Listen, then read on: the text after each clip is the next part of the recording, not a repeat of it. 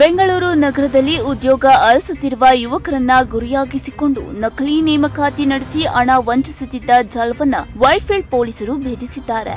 MNC ಕಂಪನಿಯಲ್ಲಿ ಉದ್ಯೋಗ ಕೊಡಿಸುವುದಾಗಿ ನಂಬಿಸಿ ಸಾವಿರಾರು ನಿರುದ್ಯೋಗಿಗಳಿಗೆ ವಂಚನೆ ಮಾಡಿರುವ ಆರೋಪದ ಮೇಲೆ ಹಲವರನ್ನ ಬಂಧಿಸಲಾಗಿದೆ.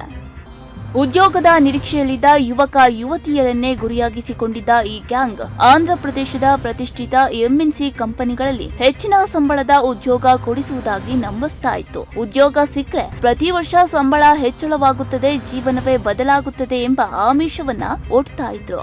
ಅಭ್ಯರ್ಥಿಗಳ ವಿಶ್ವಾಸ ಗಳಿಸಲು ಮೊದಲು ಲಿಖಿತ ಪರೀಕ್ಷೆ ನಡೆಸಲಾಗ್ತಾ ಇತ್ತು. ಪರೀಕ್ಷಾ ಶುಲ್ಕವಾಗಿ 2,000ದಿಂದ 3,000 ರೂಪಾಯಿವರೆಗೆ ಸಂಗ್ರಹಿಸ್ತಾ ಇದ್ರು. ಒಂದೇ ಬಾರಿ 30 ರಿಂದ 40 ಅಭ್ಯರ್ಥಿಗಳನ್ನ ಪರೀಕ್ಷೆಗೆ ಕರೆಸಿ ಬಳಿಕ ಆಯ್ಕೆಯಾಗಿಲ್ಲ ಅಂತ ಹೇಳಿ ಕಳಿಸ್ತಾ ಇದ್ರು. ಬೆಂಗಳೂರು ನಗರದಲ್ಲಿರುವಂತಹ ವೈಟ್ಫೀಲ್ಡ್ ನಮ್ಮ ಲಿಮಿಟ್ಸ್ ನಲ್ಲಿ HL ಪೊಲೀಸ್ ಸ್ಟೇಷನ್ ಲಿಮಿಟ್ಸ್ ನಲ್ಲಿ ನಿನ್ನೆ ಒಂದು ಸಾಫ್ಟ್ವೇರ್ ಜಾಬ್ ಕೊಡಿಸಿ ಅಂತ ಹೇಳ್ಬಿಟ್ಟು ಒಂದು ಫೇಕ್ ಸಾಫ್ಟ್ವೇರ್ ಜಾಬ್ ಕೊಡಿಸಿ ಅಂತಂದ್ರೆ fake centre, basically recruitment centre ನಡೆಸ್ತಾ ಇದ್ದವ್ರ ಮೇಲೆ ಒಂದು ರೈಡ್ ಮಾಡಿ ಒಂದು FIR ದಾಖಲಾತಿ ಮಾಡಲಾಗಿದೆ.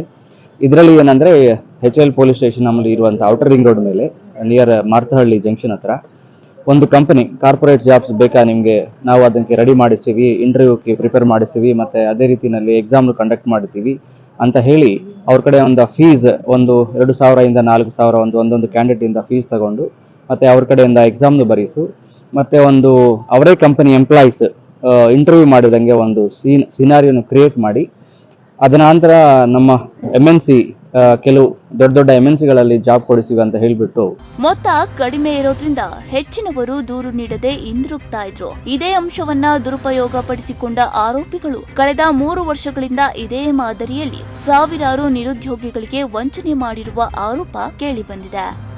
ಈ ವಂಚನೆಗೆ ವಿಶ್ವಾಸಾರ್ಹತೆ ಮೂಡಿಸಲು ಕಚೇರಿ ಸ್ಥಾಪಿಸಿ ನಕಲಿ ನೇಮಕಾತಿ ಪ್ರಕ್ರಿಯೆಯನ್ನ ನಡೆಸ್ತಾ ಇದ್ರು. ಪ್ರಕರಣ ದಾಖಲಿಸಿಕೊಂಡಿರುವ ವೈಟ್ಫೀಲ್ಡ್ ಪೊಲೀಸರು ಆರೋಪಿಗಳನ್ನ ಬಂಧಿಸಿ ಇನ್ನಷ್ಟು ಮಾಹಿತಿಗೆ ಕಲೆ ಹಾಕ್ತಾ ಇದ್ದಾರೆ.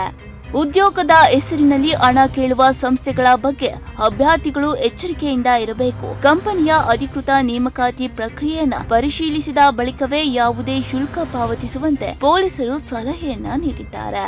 ಬೋಸಮ್ಮ, ಪ್ರಗತಿ ಟಿವಿ, ಬೆಂಗಳೂರು.